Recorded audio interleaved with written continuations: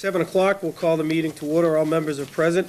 We'll begin with transmitting of Treasury warrants 16, 16A, 17, and 17A. Do we have a motion? I'll make the motion. Second. Made and seconded. All in favor? It's unanimous. We'll move to the approval of the minutes of September 14, 2009 and October 13, 2009. If we could take these up separately, please. With respect to September 14, 2009, do we have a motion? I make a motion we accept those minutes. Second. Made and seconded. Anything further? All in favor? That's 4 in favor, and I'll abstain. And then October 13, 2009, do we have a motion? So moved. I'll second. Made and seconded. Anything further? All in favor? It's unanimous. Our first appointment tonight is scheduled for 7 o'clock, and it's with Joseph M. Gleason of Verizon New England, Inc., and it's regarding a public hearing relative to the request of Verizon New England, Inc. in Reading Municipal Light Department to place one stub pole on Fox Run Drive. Good evening, Mr. Gleason. Thank you, Mr. Chairman. For the record, my name is Joseph Gleason. I'm a right-of-way agent with Verizon New England, Inc., office located at 28 Diana Lane in Draycott. As you indicated, Mr. Chairman, the request of Verizon and RMLD this evening is for permission to place one stub pole on the easterly side of Fox Run Drive, adjacent to the property at 60 High Street and approximately 126 feet from the center line of High Street. The reason for this request is that currently there is a tree at the corner of the driveway that's shown on your plan on Fox Run Drive that services the property at 60 High Street. On that tree is attached 2 guy wires. These are antiquated tree guys.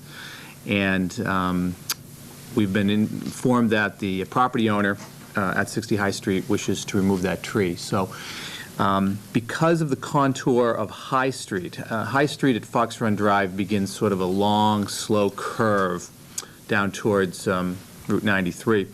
And because of the curvature of the road at that locus, it does need some sustaining structures, which was obviously the reason for the tree guys in the past. So what Verizon and RMLD are seeking to do is to replace those tree guys with a stub pole in an area adjacent to where the tree is currently located to maintain the integrity of the High Street pole line. Thank you. Questions or comments from the board? Questions or comments from the audience? Do we have any, if there are no comments, then any motion from the board? I make a motion that we grant the request by the applicant from Verizon New England. I'll second. Made and seconded. Just before we take the vote, anything from department heads or a problem? No problem. Okay, motion's made and seconded. All in favor? It's unanimous. Thank you very much. Our 7:05 appointment is with Robert D. Pasquale, Chairman, and members of the Housing Authority, and it's regarding the election to fill the vacancy on the Housing Authority. Gentleman, lady.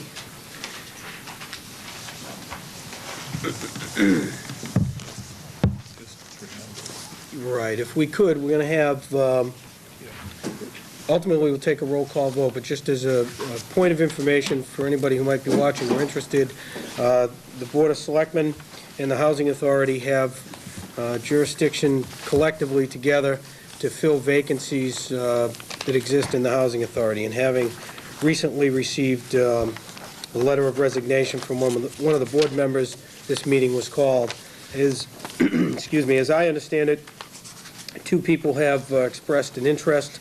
There's Miss Stacy Murphy and Miss Jean Mazzacca. And certainly if either of those ladies are present tonight, I think you're both here actually, we'll give you the opportunity, if you so choose, to address the boards collectively. Then we'll open it up to discussion and a vote from the presiding joint board to make that decision. So why don't I ask Ms. Murphy? My name's Stacey Murphy. I've been a resident in Wilmington for about 36 years. I've been working with Butch Albers down at the police station through the police union, doing monthly movie nights, and also helping with the Deming Way when they do the annual Thanksgiving dinner. My interest became probably a couple of years ago when I kept visiting Deming Way and just, talking to residents. And I think my best interest is for the residents of Deming Way and for their, happiness and welfare. And I'd appreciate, a chance to show you what I can do. Thank you. Hi. I'm Jean Mazacher, and I currently live at 17 Deming Way. I'm right in the heart of all of the problems and joys and everything else that we have down there. Without further ado, may I compliment you gentlemen on your pink ties. I don't know if you know the message that you're giving here. Oh, good. I thank you for that very much. Since I am a resident there, I'm there all the time, 24/7, and I've become very involved lately with certain individuals who need services outside of Deming Way. Trip to CVS, Market Basket, to the train station, wherever they happen to need, or do someone's laundry. We must be prepared to help out people there because some are not able to get out on their own and they need all the help they can get. And that's what I want to further, those ambitions and everybody that lives down there. Thank you for listening. Thank you. Questions or comments from the board? I just want to take a time, Mr. Chairman, just to read. I know this just came in this afternoon, so I'm just reading it right now from Ms. Mazacher.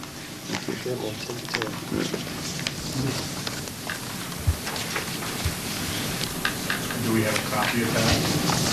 Is it the same?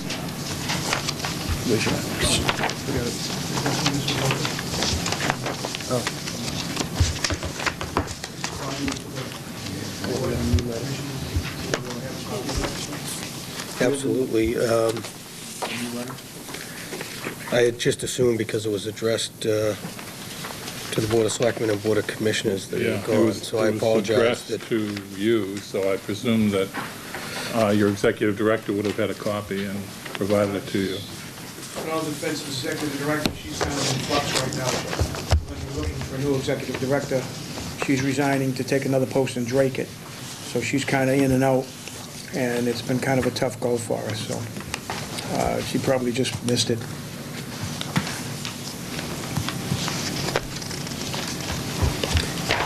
Why don't we take a couple moments to get those copies and give the Housing Authority members a chance to review that as well.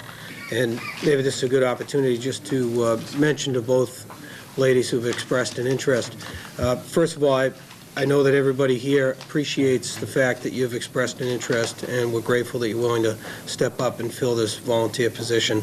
I'd also hope that if there is a vote, let's see, there's 8. So absent a deadlock vote, whoever's not successful in getting the seat tonight, I would hope that you express an interest in the state-appointed position, and I know there's been some question about whether or not that appointment is made very quickly, but certainly this board, and I'm sure the Housing Authority would do what it can to, to look into that and see if we can move that along. So to the extent that either one of you would be interested in that, please let us know.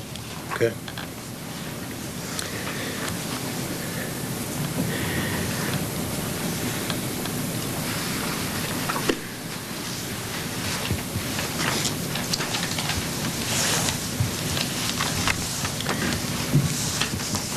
Questions or comments from the board? In terms of procedure, there's a number of different ways that we can do this. My suggestion is, since we have 2 applicants, the process of making a motion and seconding it and taking a vote on it probably is not necessary. We could probably accept both as nominees if nobody has an objection to that. So why don't we just assume that both are nominated, and then we can proceed to a roll call vote. Certainly, if anybody from either board wants to make any comment, then we'll have as much discussion as it takes ahead of time.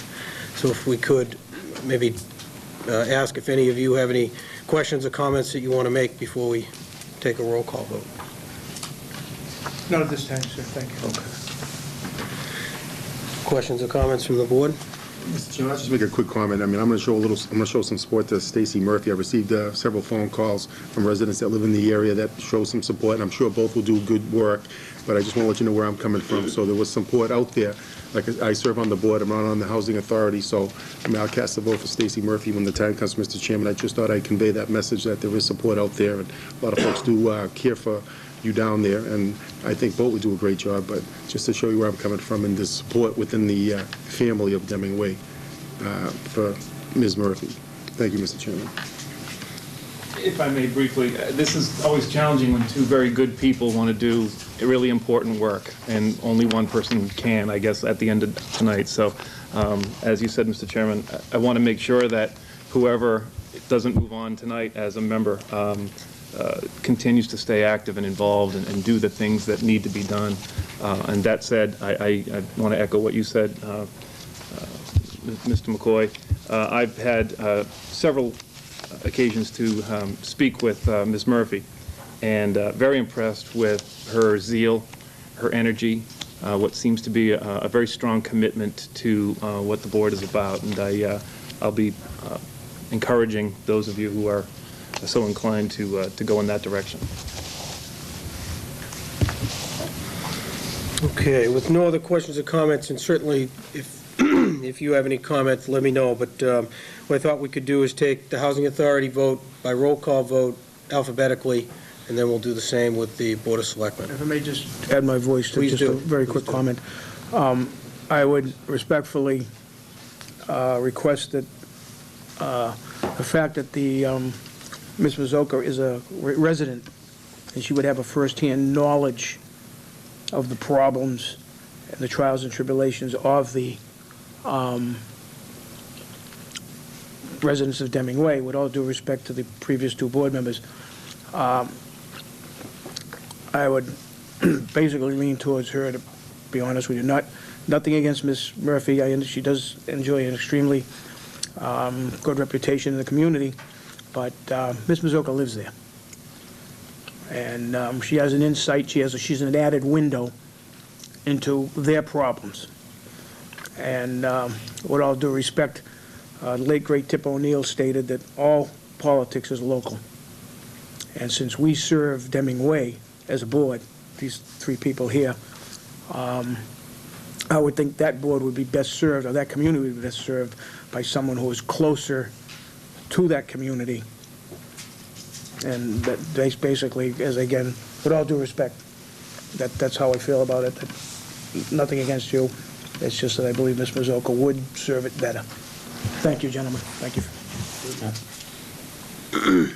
Yeah, and also, as mentioned before, again, there is a state process to, we have a state position that needs to be filled. It's actually been open quite some time. And I think it's, would be important to, whoever didn't make this, to submit their name and to make sure that, that get considered by the DHCD and the powers that be to get that state-appointed person, so we then can get back to a full 5-member board. Yes, and I would like to say that I think that it's quite important to have somebody that lives at Deming Way to be voted for commissioner, because she knows what goes on there and so on. I think that would be very important. How long is this term for? The appointment for, when did it expire? When does this position expire? They'll have to run for the unexpired term at the next election. At this next election cycle, okay. So 2010. That was a good question. Okay, anything else? Why don't we take a roll call vote, and the answer would either be Ms. Murphy, Ms. Mazzocca, or abstain. We'll go to the Housing Authority first. Leona Bombard. Jean Mazzocca. Steve Exwally. Jean Mazzocca. Goggin. Gene Mazzocca. Mr. Shampoo. Stacy Murphy? Mr. Smaglia. Stacy Murphy? Mr. Lepore. Mrs. Murphy? Mr. McCoy. Mr. Chairman, Stacy Murphy. And I would also cast a vote for Ms. Murphy. And just for the record, I again, thank you to both applicants who've put in for it. And as a comment by way of explanation, I felt as though Ms. Murphy had come to the board proactively a number of times now and expressed an interest that I really gave quite a bit of weight to. So, but again, I hope that Ms. Mazalka, anything we can do with the state appointed process, if you are interested, please let us know. That's it. Any other questions or comments? Yeah, can we just ask a couple of questions of the board now that we have them here? Pertaining to Deming Way and... If We can answer. yeah, certainly if you want to take the time. Yeah. How many units are currently available over there? I haven't discussed that lately. The last figure I had was, I believe, 3 units. They're attempting to get them ready for turnover. Okay. They're And not ready yet. how long does it take to turn over a unit from when a resident leaves to when a new one can move in? At different times. That's a logistical problem, you know, what is needed. Well, I mean, what's usually needed? Sometimes it's just paint. Other times, appliances need to be replaced. Or a new bathroom, toilet, new rugs. It all depends how long how many years it's been since that one has been tended to. How long they've lived in there previously? The condition that the previous tenant left it in. Okay, on average, are you talking a week, a month, 6 months? We have a maintenance person who handles the turnover, but he also has other units that he has to deal with, not only at Deming Way, but also, you know, some of the Section 8 housing that's around town. If they have an emergency, obviously that takes precedence over the, you know, the turning over the unit. Obviously, we're looking for the best reasonable time to do it, but we're also doing it with internal people. So that's... You said you have one maintenance man? One in... Well, we have one full-time and one part-time. They share the duties. Basically at Deming Way and the other Section 8 houses around the... Yes, sir, that's correct. Okay. And just one question for my curiosity. Is there anybody else on the board, serving on the board right now that lives in Deming Way? Besides Ms. I Bombard? do. No. No, sir. Okay.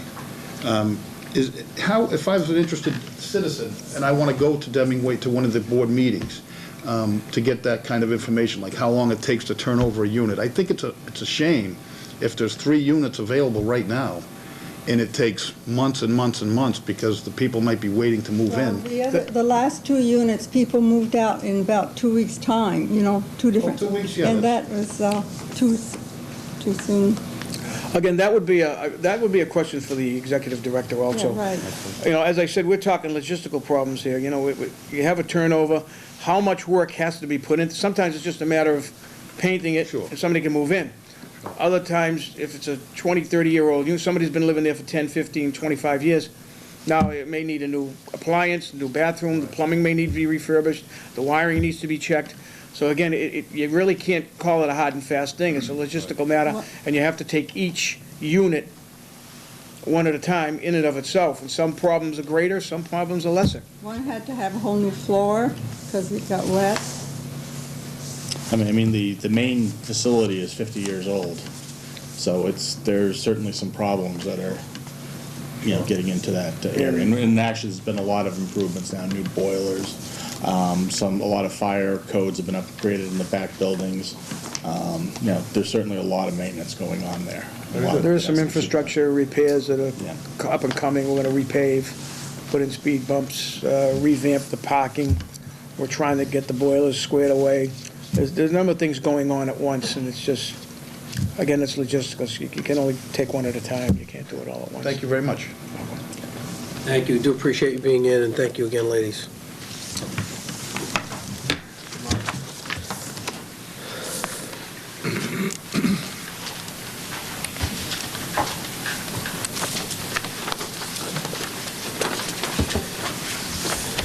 Give these folks a moment to get adjusted, and then move to our next appointment.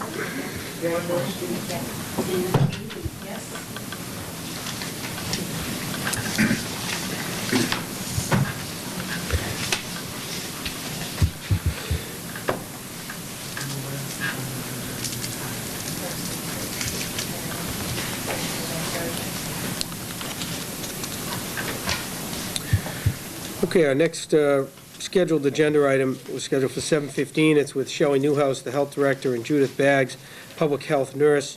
It's regarding an update relative to seasonal and H1N1 flu clinics in Wilmington.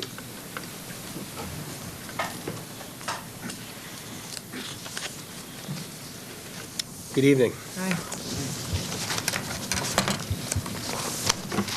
So my first update, you guys all got your packages of information with all of our color-coded copies. It gets confusing. So this Saturday is our next seasonal flu clinic, flu mist only. We're using our remaining doses that we have to hold the seasonal flu clinic on Saturday. I expect a large turnout, as I've gotten a lot of phone calls regarding this clinic. And again, it'll be first come, first serve. And we'll just take the day how it comes. It should be a busy day. And after that, I expect, or I hope, to have our remaining allotment sometime late November, December. But again, that's even, we're just not sure when we would get the rest of the seasonal flu allotment. Our next information that we have, though, we have some H1N1 vaccine. May I interrupt? Yeah, you can. Go ahead. I think we just kind of went real quick on that. Okay. And I think we need to stress who it's for Okay. and what it is. If you could explain the flu mist and the ages that we're looking at, because I'm not sure that was That's mentioned. fine. Flu mist is it's a live vaccine. You sniff it up your nose. That's how the flu mist works. It's very effective. It's only effective, though, in ages 2 to 49 years of age, simply because they just haven't really tested it for anyone older than, at 49, I should say. 49 is actually the cutoff. So they haven't tested it in anyone older than 49. So it very well could be effective, but the data just simply isn't there. So what they recommend is ages 2 to 49, healthy adults with no underlying illnesses, no asthma, say diabetes, any sort of immunosuppression illness that they have, like a respiratory illness, COPD.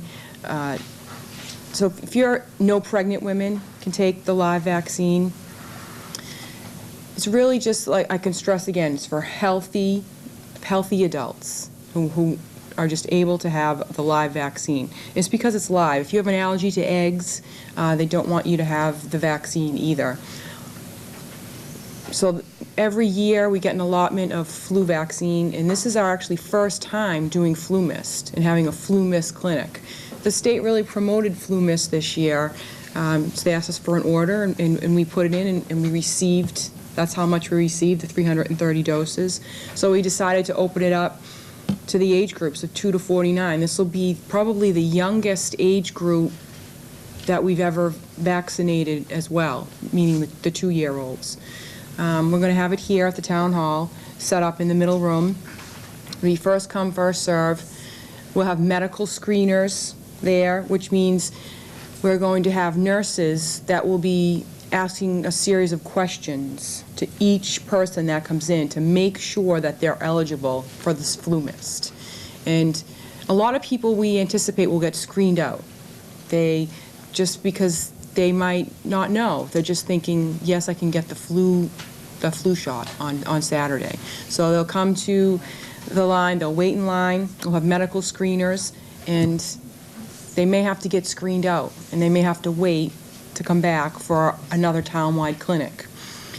If you are a child between the ages of 2 and 18 and you get screened out of the flu mist, meaning you can't get the flu mist, say you have asthma or if you have a respiratory problem, we do have some flu vaccine, the actual vaccine with the shot, available. So they will be able to get the shot if you get screened out and you can't get the flu mist. So you will be able to get the shot. We'll have a separate area set up for that. And we have a limited supply of that left as well. So again, it will be first come, first serve, 330 doses. And I don't know if you guys have any questions regarding the flu mist. I gave you a handout that explains a little bit about flu mist, and it is a live vaccine. There could be some side effects related to it. You could feel the next day maybe like you were coming down with a cold. You know, some people have reported that you can feel that way because it's a live vaccine. It's perfectly safe to use. And we just encourage people to come and don't be afraid that, you know, it's a flu mist. Some people say, oh, I'm not coming to get the shot because it's a flu mist. I don't really know much about it. But it's perfectly safe. Probably a lot of the TVs, the shows that you've seen, you see people, you know, it's just kind of like a nasal spray. You put it up your nose and you just sniff, and, you know, you may have like a little bit of run down your nose. You just wipe it with a tissue and you know, off you go. You should be fine. The list of groups of people who should not be vaccinated with the nasal spray. Yes. How is the town making that list available? So that folks don't come, Right. wait in line. I mean, at first come, first serve, those are the breaks. But Yeah. in terms of being screened out, if you're clearly somebody that shouldn't get this vaccination, it would be nice to know that. So how are we going to publicize I had it that? in the newspaper. I have it on the Board of Health website of who cannot get the vaccine. Also, right at the beginning of the flu clinic, right at the front door, I'm going to post a big poster-sized board that says, you know, who cannot get the flu mist. Okay. And, you know, not letting people know that, you know, unfortunately, if they wait in line and they know they have an underlying medical condition, they're still not going to get the flu shot. You know, if you're 30 years old and you have asthma and you're waiting in line to get the flu mist, you're not eligible to get the flu mist. So unfortunately, you'll be screened out and you'll have to come back for a town-wide flu clinic. Okay. And just a point of clarification, if you'd indicated that if somebody is screened out, Yes, again, on a first-come, first-serve, you have some shots. I do. Yep. Called And the the- old-fashioned shot Right, vaccination. and those are for priority group, and our priority group are the kids up to age 18. All right, so. Like we did the school-located clinic, and we targeted that priority group. So we're still in that priority group. If you're a healthcare worker, because they're a priority group, if you're a healthcare worker and you come to this clinic, and for whatever reason you're screened out, we can give you a shot. So there's certain priority groups that are eligible for the flu shot, and that, because we have a limited supply of the actual vaccine, we're giving it to the priority groups only. So if somebody's watching this tonight or has read the publicity in the newspapers, and that person thinks that he or she is probably screened out, but is probably in a priority group, is it more beneficial to call ahead, or is that something where they should just show up and ask questions? What would be a more efficient process for you folks to use? I'd have to say that they'd have to just wait in line Okay. with everyone. And we do encourage people to call ahead. And we're taking a lot of calls. We've already screened out quite a few just through phone calls. Yeah, if they have Who questions, understand. definitely, because I don't want to make them come if they're not sure. You know, if they want to call ahead of time, we'll go through everything with them so that they don't have to come and stand in line. You know, we can screen them almost ahead of time if they call. If they think they're pretty much going to be screened out, they can call ahead of time. Okay. Yeah, we would encourage the phone calls. And to add what Shelley said, we will have one volunteer at the time of the clinic, which starts at 9 a.m.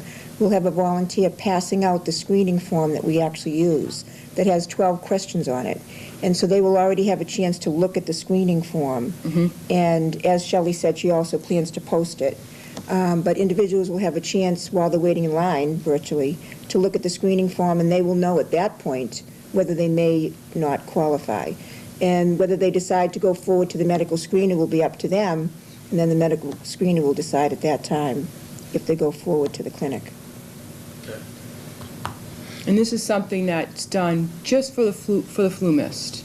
So if this was a regular flu clinic with shots, you know, we wouldn't have a medical screener there screening out people. But just to make sure that we're giving the flu mist to the right groups is, you know, the easiest thing to do is have medical screeners there and go through each person. Okay. And the dosages, if you will, that were given to us, the 330 doses, that's not something where we, as a town, got the chance to pick, right? I mean, No. the 330 doses were given to us in the form of the mist. Yes. Now we just distribute it the best we can. Exactly. And then, so our next allotment that we get will be all shots. Okay. I'm sorry, do we know how many that will be and when, or have a general idea? You said November, I think, or... I hope so. Keep Best our guess. fingers crossed, but I'm not sure. And it's a good thing to remember that the seasonal flu is really not circulating right now. So I try to tell people to be patient. They just want their flu shot right now. And that's not what's circulating right now. Seasonal flu tends to peak in, January, February. So you really have a lot of time. You have time to get the seasonal flu shot. So, I mean, we were having I was looking back, some of our vaccination clinics, we were holding the first week of December. So, people are really nervous because they're hearing a lot of things on the news about, I need to get a shot, I need to get a shot. And there's still plenty of time to get the seasonal flu shot. So we'll have the vaccine, we'll have the townwide clinic.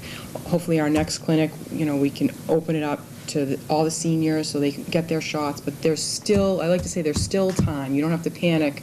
You can get vaccinated up until February. I mean, even longer than that. As long as the flu vaccine's available, you can get the shot, as long, if you haven't had the seasonal flu yet. And then I'll let Judy actually answer on how much more that we're actually expecting to get of vaccine. Every year we get an allocation from the Department of Public Health, and it's based on what we used the previous year. We can request more. Depending on availability, you may or may not get what you request. But it's based on previous year usage, and this year we've been allocated for seasonal flu, not H1N1, just for seasonal. We've been allocated like 1,070 doses, and we have not yet received that. This is a very fluid situation. It virtually changes day by day. Shelley and I receive electronic updates daily, on a daily basis. And the latest is that we are told that we will be receiving the rest of our allocation end of November, beginning of December for seasonal, and H1N1 December and January. That's the latest report from the Department of Public Health. So we really are on hold for seasonal and H1N1. It's only being given out in small amounts. It's a major production problem, apparently, from the manufacturers. So DPH has no control over it, nor do we. But we'll probably request more seasonal if we can get it, because based on the response we're getting, and based on the fact that it's not really available too many places, we're seeing an increased demand for it. So we'll probably request more in addition to our allocation. Yeah, and I'd also let people know that we do have small dose available for pregnant women for seasonal flu. It's preservative-free, thimerosal-free. So if there's any pregnant women that are out there that are having trouble getting the seasonal flu shot, they should call us, and we can take them as a priority group. They can come right in and get the vaccine. So I put that in the paper. I put that on the website. And we've just been letting people know. If people call in, we simply just ask them, are you pregnant? Do you need the shot? Because we have vaccine available for them. Because they cannot get the flu mist, because they have to get the vaccine. And on that note, I would add, too, as far as alerting the public, pregnant women are a priority, so we do have some vaccine for them. Also, excuse me, we did the school clinic at the school on September 23rd, and we did grades K through 12.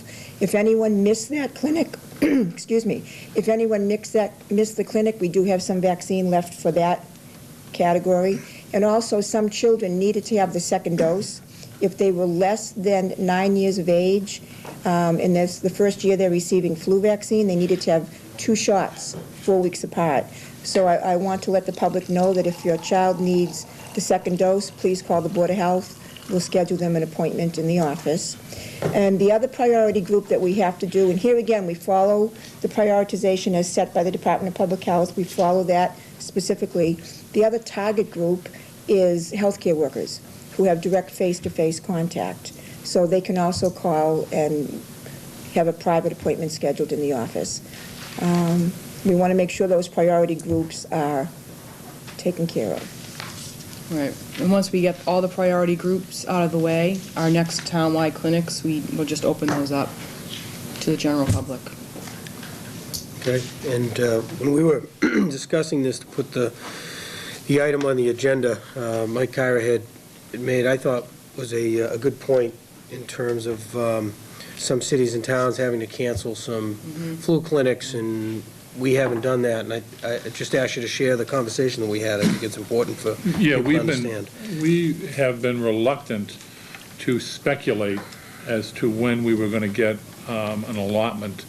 You probably noticed, and this is not meant as any criticism, but I'm sure in some communities it might have worked out, but many times we've been reading in the newspapers where area communities have had at the last minute to cancel their clinics, and we think that creates even a greater problem. So the position that we've taken is once we get any vaccine, we make an announcement and get them out. And that, you know, it may be a little risky and that there could be a whole lot more people showing up, but we think it makes more sense, since what the government is telling us is get people vaccinated, that it makes little sense for us to hold on to vaccine until we have supply that can take care of more people, but would rather do it, as Shelley and Judy have indicated, is distribute the vaccine as it comes in to the priority groups that have been determined by the Department of Public Health. We're not making those determinations. Those determinations are being made by the Department of Public Health. And I would want to just also stress, although there's not a lot of it out there, if people have an opportunity to get a vaccine from another provider, an alternate provider, they really should do that, because as Judy mentioned, we're entitled, at least initially, to 1,070. Now, we've already, if we distribute these 330, and we already did 375 at the school-based clinic. But if you remember, though, just to refresh, the school-based clinic was a separate allotment from our 1,000 doses that we expect to get. That was the question I was going to ask. So that what do we have left, or do they also count the flu mist with the regular vaccine? So that's a part of the flu mist. This 330 doses will come off of the 1,070. That's right. But the initial 375 was school-based, and that won't come off the 1,070. So we're expecting somewhere in the 700 range of seasonal flu vaccine, an allotment to get. Okay, good. And just to let people know, excuse me, if some people, you know, they may say, well, why did this town have a flu clinic and they had, 700 doses? I don't understand. Why do you only have 330, and why?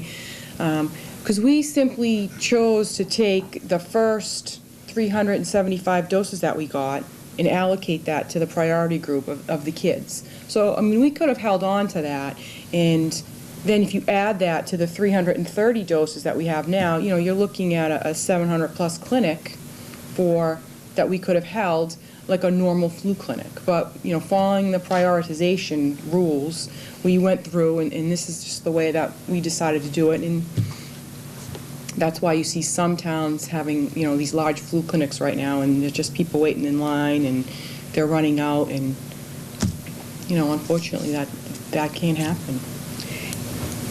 And another resource for the community, too, is they can go on a website, www.mass.pro. Actually, it's www.masspro.org. I apologize. www.masspro.org. And that website will tell you all flu clinics in the area. You can actually do a search and pick how many miles perimeter that you want to choose, and it will tell you all public clinics in the area. So it's another option for people if they feel urgent about getting a vaccine, or if there's medical necessity for such, that to go onto that website. And we give people that information. We try to give people other resources, if they're in a bind. Any other questions or comments up here? No, seasonal. Are we going to explore H1N1? Yeah. Okay. So H1N1, your green back sheet. is the H1N1 vaccine that we've received so far is in the form of a flu mist again, so it's nasal. And we are a provider of H1N1 vaccine as well as the school. So the school gets a certain allotment of H1N1 and we get a certain allotment of H1N1. So combined, we have 200 doses of H1N1 right now. We're expecting weekly allotments of H1N1.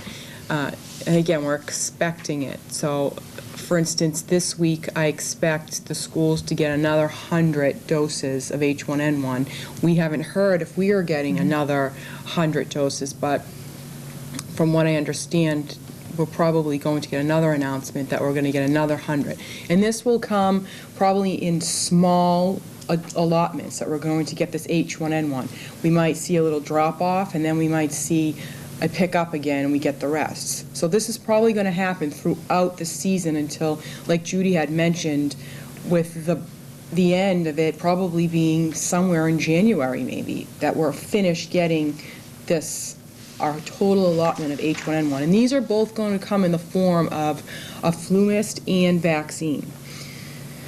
So what we've decided to do is to start holding our H1N1 clinics the same way that we held our first seasonal flu clinics. So we're going to start them at the school, doing a school-located clinic, because the kids are really the ones that are most affected by the H1N1. So we feel like, you know, they're our top priority. That's who we're going to get our first doses of H1N1 out. So we're planning right now our H1N1 clinics. Since we have some vaccine, and we have some dates that we have in mind coming up, and as much vaccine as we have, that's what we'll give out at our first H1N1 clinic. Now, the H1N1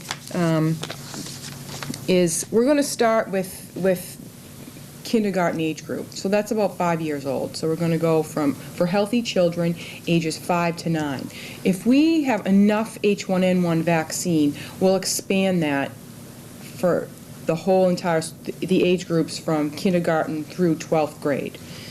So right now we're doing it in small groups because that's what we have available. And I don't want people to come that just are going to waste their time waiting in line to get a flu mist shot, a flu mist spray, if we don't have enough vaccine. So, like I said, every week it's going to come, and it's to be the same way as the flu mist seasonal flu clinics. We'll have medical screeners screening certain people out. There's a long questionnaire form that the students are going to have to fill out with their parents to get H1N1. There's a vaccine information sheet that each person will receive that they're required to get, that it will explain all about H1N1. That'll explain any, if there's any side effects or whatnot, anything to do with the vaccine. It's safe. I would like to just urge people that, we're here for public health prevention, so you really should come and get the H1N1 shot. Like I said, there'll be first come, first served clinics. Eventually, we will have enough of H1N1. It's just when. It's all going to come in certain doses and allotments, and as we have them. If we have, say, one clinic, we might skip a week and then have another clinic, and then we might skip another few more weeks and then have another clinic. But we'll do that throughout the flu season as much as we keep getting vaccine. For anyone that is 9 years and under, they're going to require 2 doses of H1N1. So the same as the seasonal flu. So it's going to be up to the individual person to have to come back and get their second shot. We're not going to, remind people. We're not required to remind people. We will give them a card that says that they got vaccinated with H1N1, and then it'll be their responsibility to come back at either a future clinic or they can call our office and we can schedule your second dose of H1N1 vaccine. So that's for people that are 9 years and under.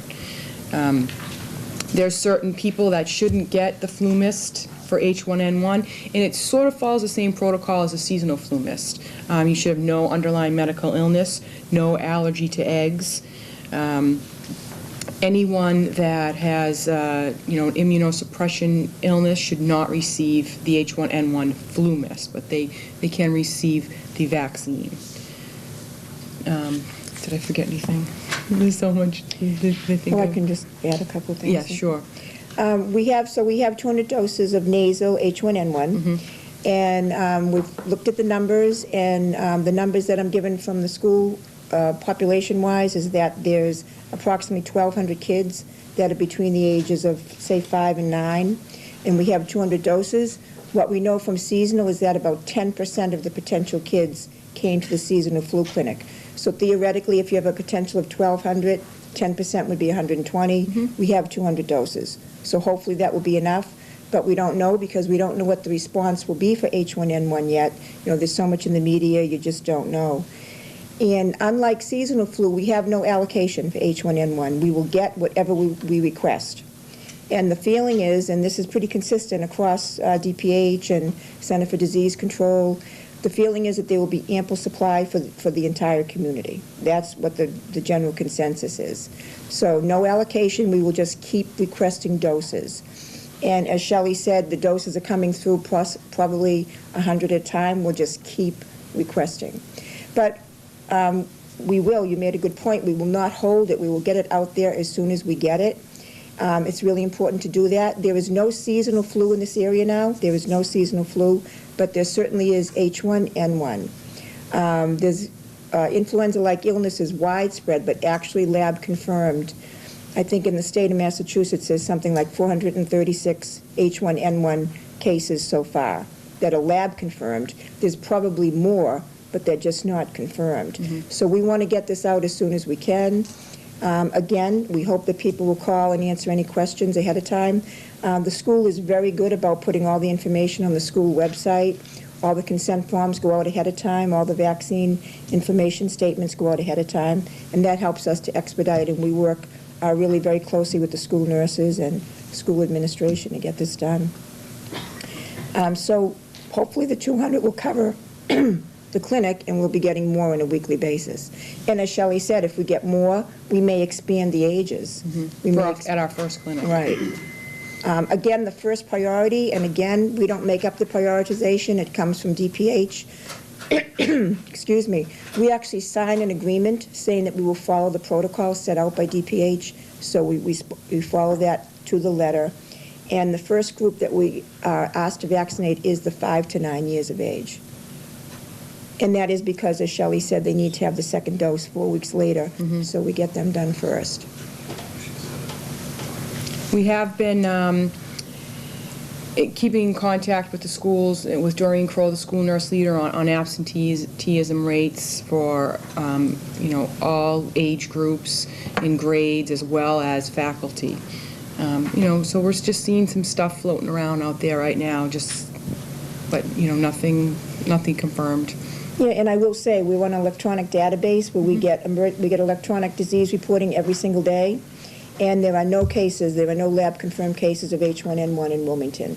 There's a number of influenza-like illness, but there is no confirmed H1N1. So I do get a lot of calls about that, and that's important to stress.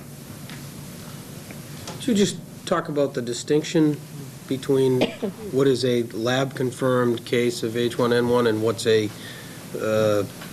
illness with flu-like symptoms? Sure.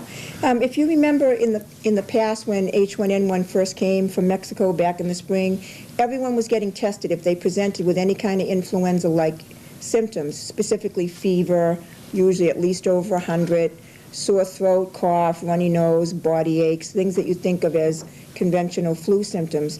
Initially back then, everybody was tested. And what was soon learned was a couple of good things. First of all, the H1N1 virus was not as severe as it was initially anticipated to be. That was a good thing.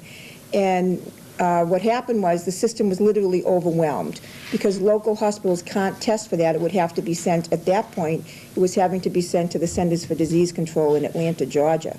After that, the state came up with the capability to do it. But in essence, the system was overwhelmed, so they stopped testing for that. based on those two things. It was less severe, and the system just couldn't handle it. Then it kind of was quiet in the background, then came about again. So there's a protocol now to not test routinely because you just couldn't handle it. So what happens is we call influenza-like illness where there's a fever of at least 100 and at least one other respiratory symptom. It might be sore throat, it might be cough, it might be runny nose, it might be other things, but it's typically you have to have fever and another respiratory symptom, cough or sore throat.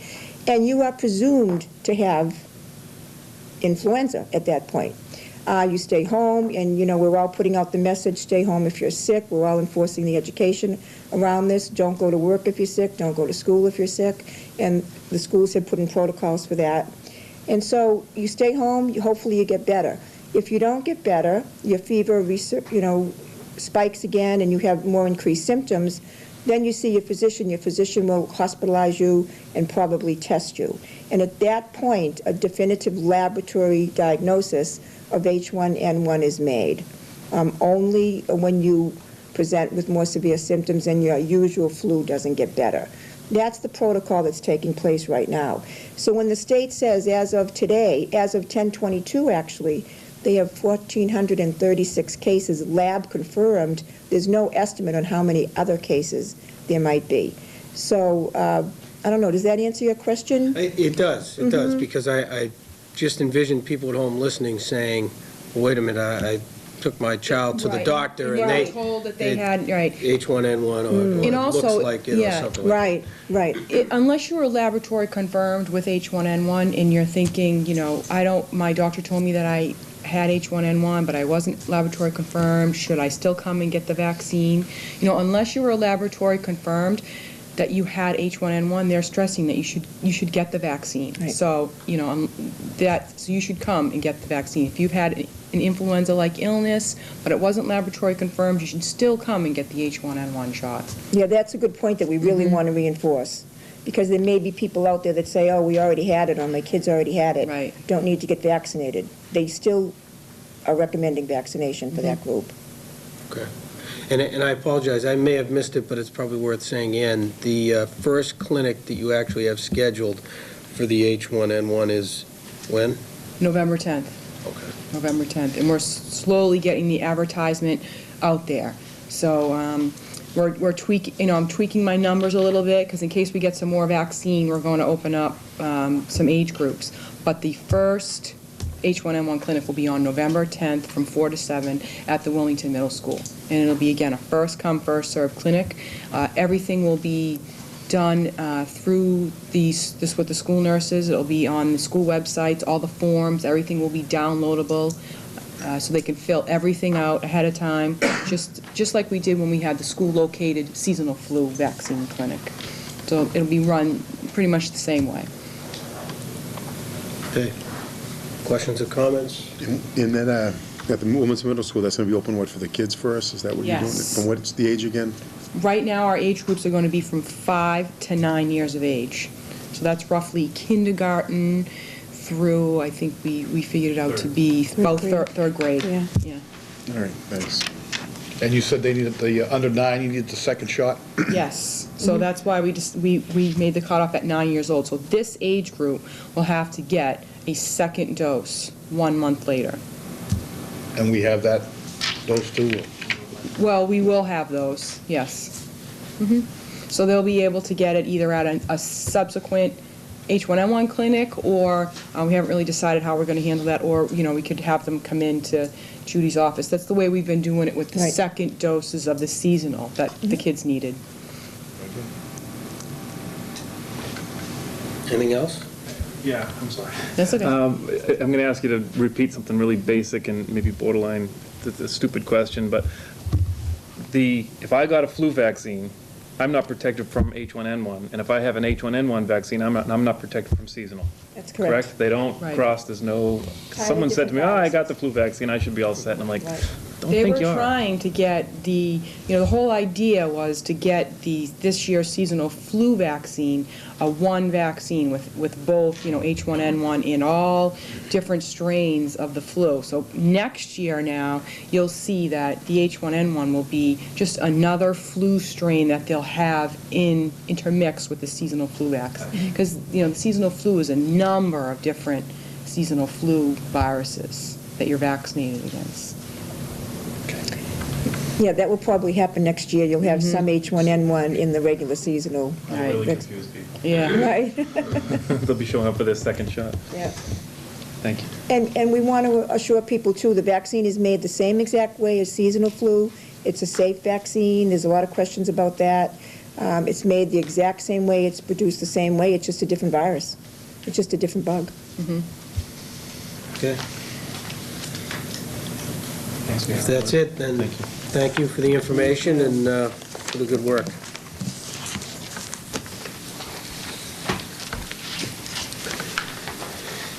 And with that, it's time to move to communications, although the manager has whispered to me, do we have counsel for an interested party here tonight? Does the board object if we take an item out of order, as we have an attorney here who's, I'm sure, has other things to do? Okay.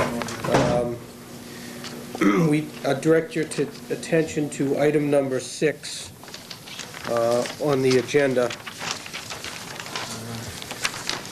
which is the board to consider signing the deed for the sale of town-owned land located between Marion Street and Eleanor Drive, map 4, portions of parcels 9B, 9C, 9D, and 9E, pursuant to an affirmative vote on Article 40 of the 2009 annual town meeting.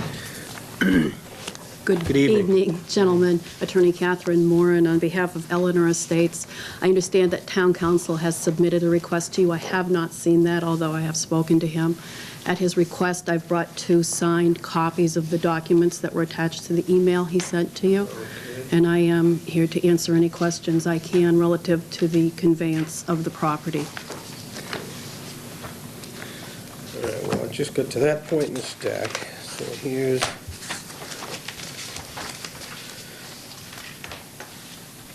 town conveyance for 137,964 with an attached plan. Exhibit B1, Exhibit B2, and then a sales agreement.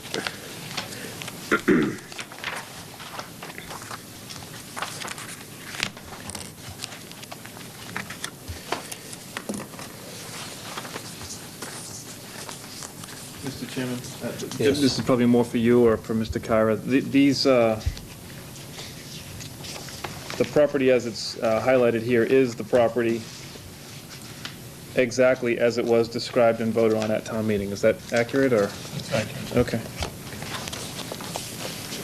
We have all of the documents that have been prepared by town council, who, if the board does vote to sign the deed and the other, the settlement statements and the other material that have been provided, then our town council will meet with council tomorrow for the closing, as I understand it. And so what Attorney Ross from town council's office has asked, if we could get a copy of this, and then all of the material that the board signs today, assuming they do, we'll provide to him tomorrow for your closing. I think you're meeting at 9:30? 9:30, that's correct. Okay. There are 2 originals there. Thank you. Okay. Then I guess certainly if the board has any questions or comments, fire away. If the board is inclined to sign the deeds, then why don't we entertain a motion to sign the deeds, but I would just request that we add in the deeds to be held in escrow by town council and to be released under conditions as council's office deems appropriate. So in other words, once we sign it, then when it's in town council's hands, to make sure he closes it. Does that make sense to you, Mike? Yes, yes, it does. And I'd note for the record that the sale price did exceed, as the board has voted on this, earlier in the year, did exceed the value established by the Board of Assessors, and the sales price is $137,964. And that amount of money will, and that doesn't count the tax payment that's in there as well, but that $137,964 will go to the Capital Stabilization Fund in accordance with town policy.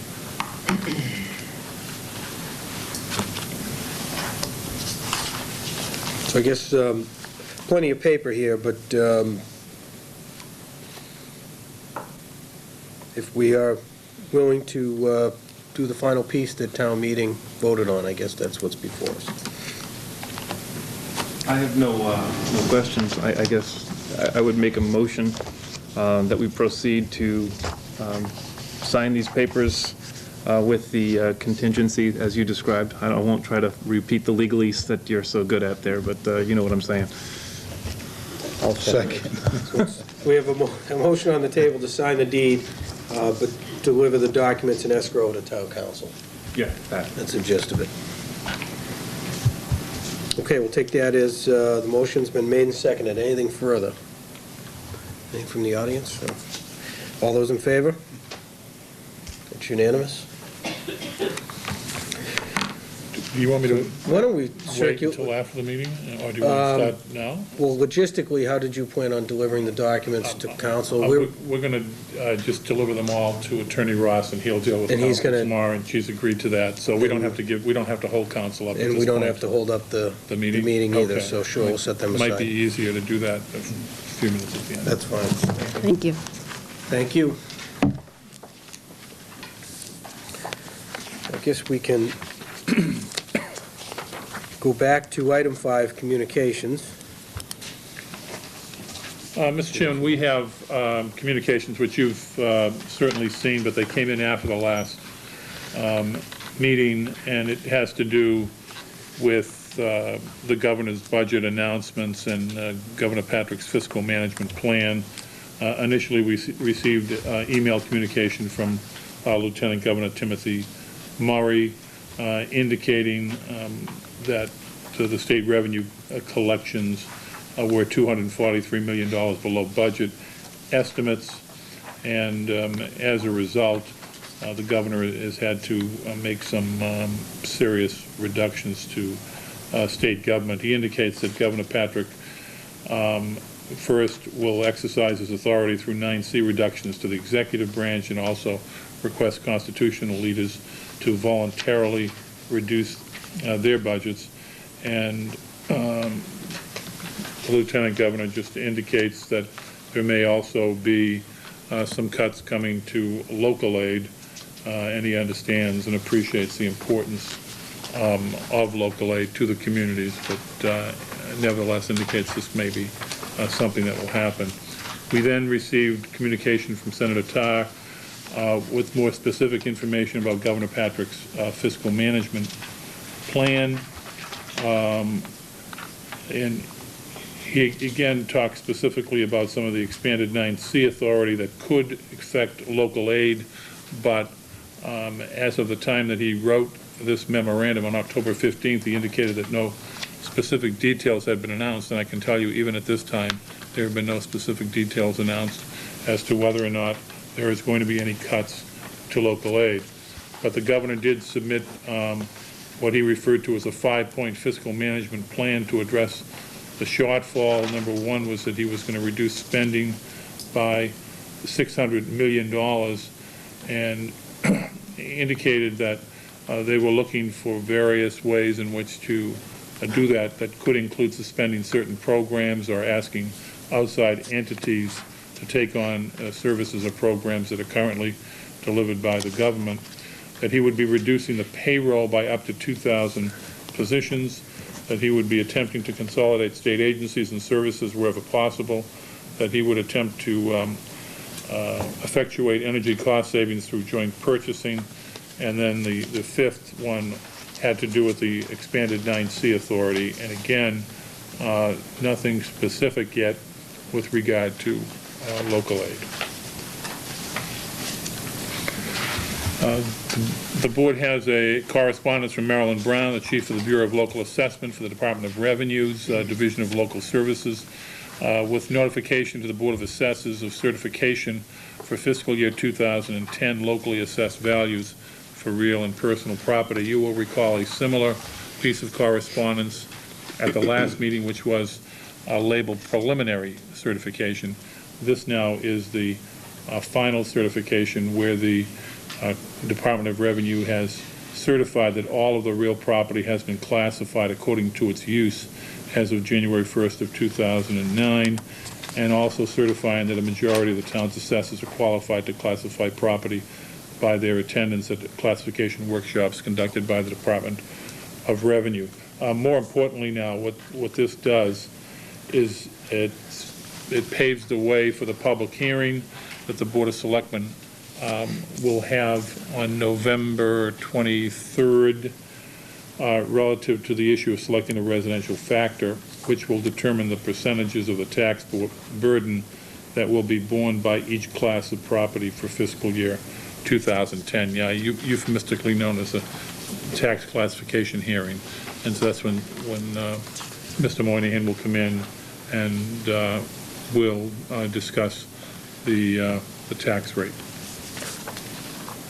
The board also has a copy of a letter from Catherine Dunphy, the chairman of the MWRA Advisory Board, to the Board of Directors of the MWRA, again urging them to be as conservative as possible with regard to the capital and current expense budgets in order to maintain as low a rate as possible for water and sewer charges through the MWRA. The board also has a similar piece of correspondence that it received at its last meeting from the Massachusetts Highway Department, Patricia Leavenworth, the District Highway Director, talking about the project for guide and traffic sign replacement, again a federal aid project, which will extend from Wilmington to Methuen along Interstate Route I-93. What you had the last time was from Somerville to Wilmington. This is the next step, which they indicate will take 730 calendar days to complete, and they are notifying the town of this project funded through the federal stimulus dollars. The board has a copy of a letter that Chief Pagonis received from Sheila Burgess, the Director of the Highway Safety Division, relative to the annual Massachusetts Law Enforcement Challenge Award of Excellence. And in this case, the town was among those communities that was provided with an award for their accomplishments, that is essentially based upon record of safety with regard to motor vehicles on town roadways. Pay particular attention to the work of Lieutenant Desmond and officers Brian Gillis and Brian Moon, who really were very much involved in this particular effort. There were 18 police agencies in the Commonwealth that were cited. The town of Wilmington was among those, and we were cited in the silver category. We also received a letter from Jim Callahan, Associate Director at Pfizer, who is indicating to us the announcement that Wyatt is now a part of Pfizer Incorporated. And as you know, Wyatt is located both in Andover and in the town of Wilmington, and has been a very active player with the Route 93 project. But this is a notification that was sent to the town of Wilmington that I wanted to bring to the attention of the Board of Selectmen, indicating that there'd be no change here in what we see as the operations in Wilmington, but that Pfizer and Wyeth are now a joint entity. The board has a letter from Jane Lyman of Comcast regarding expanded basic cable channels, where they've enhanced their services, particularly with regard to adding more of the programming that they have to the HD program. And Comcast customers will receive that information in the mail. The board has a letter from Louis Samaglia, the Director of the Department of Veteran Services, inviting the board to participate in remembering and honoring our past and present veterans on Wednesday, November 11th, asking that you assemble at the 4th of July parking lot at 10:45 a.m. and proceed to the town common for the ceremonies at 11 o'clock. We will have one meeting prior to that, but this is just an advance notification to the residents as well to participate. Most years, and over the last several years, we've put out an invitation to bid on surplus vehicles and equipment, and just want to give notice, we had something in Town Topics, and this just follows up on that, but the town is accepting sealed bids for surplus vehicles and equipment. Sealed bids must be submitted in sealed envelopes by November 23rd at 11 a.m., and all bids must be clearly marked on the outside of the envelope as stated by the instructions. There are a number of vehicles, most notably former police vehicles that have recycled through over a period of time, as well as some fire vehicles and vans that we have available. In addition to that, we have backhoe attachments and various dump body tailgates and backhoe buckets, etc., that may be of interest to folks. The items are available for inspection Monday through Friday from 6:30 a.m. to 3 p.m. at the Public Works Building, and all the items are sold as is without any warranties of any kind. If you're interested in receiving a copy of the invitation to bid, you can do so by contacting the Town Manager's office or the Department of Public Works, and we can provide that information to you. Mr. Chairman, that concludes the regular business before the board. Appears we have no public comments tonight. How about new business or committee reports? Anything down here? It's not new business. I just wanted to personally state that I want to congratulate Chief Pagonis and the officers that you highlighted, Mr. Kyra, for their achievement in the silver category of the Law Enforcement Challenge. I think that's how many total cities was it? That's a heck of a thing. As I was reading it, they were singled out of a lot of cities and towns, and I think that's a heck of an achievement, and they ought to be commended for it. So thank you for bringing that to our attention. Additionally, I got a burr in my side that I'm just going to articulate, and it's this sign project on Route 93. As a resident that lives on the Glen Road corridor, you fine gentlemen last year saw fit to make the recommendation or determine that it was the right thing to do to put in some lights at Glen Road and Middlesex Ave. A project, of course, we all know that hasn't taken place for obvious reasons. That, if I'm not mistaken, was one of our shovel-ready projects that was submitted to the state for federal stimulus funding that was not selected, and instead we're getting new green signs on Route 93. I just don't get it. And I guess I would make the recommendation to anyone watching who also has a similar burr about that or other shovel-ready projects in Wilmington that didn't get funding. Perhaps it's worthy of a letter, a phone call, some communication to the governor's office to articulate the fact that it's there's some concern over the process by which these projects are being decided on and funded. That's all I have to say on that point. I didn't want to let it slide by without my comment on it. Thank you, Mr. Chairman. And I think you're not alone. We've certainly some limited comments were made about that at the last phase or the last component, and I certainly hear you talking. Anybody else? Okay, important dates. Mr. Chairman, this Wednesday, October 28th, is the brush drop-off at Old Main Street, 8 a.m. to 2 p.m., and we also do it on Saturday from 9 a.m. to 4 p.m. Remind folks of the flu clinic that will be held at Town Hall on October 31st from 9 a.m. to noon. Again, it's flu mist only. and it is for Wilmington residents ages 2 to 49. Healthy Wilmington residents, ages 2 to 49. If you have any questions, you can call the Board of Health. Beginning on November 2nd, next Monday, and going through to December 4th, we will begin the curbside collection of yard waste. Please put your yard waste in the biodegradable paper bags or in a trash receptacle that clearly can be identified as yard waste, and it'll be picked up curbside the same day as your regular trash pickup. And then on November 7th, we'll also have and November 4th and November 7th, we'll also have the brush drop-off at the recycling center on Old Main Street.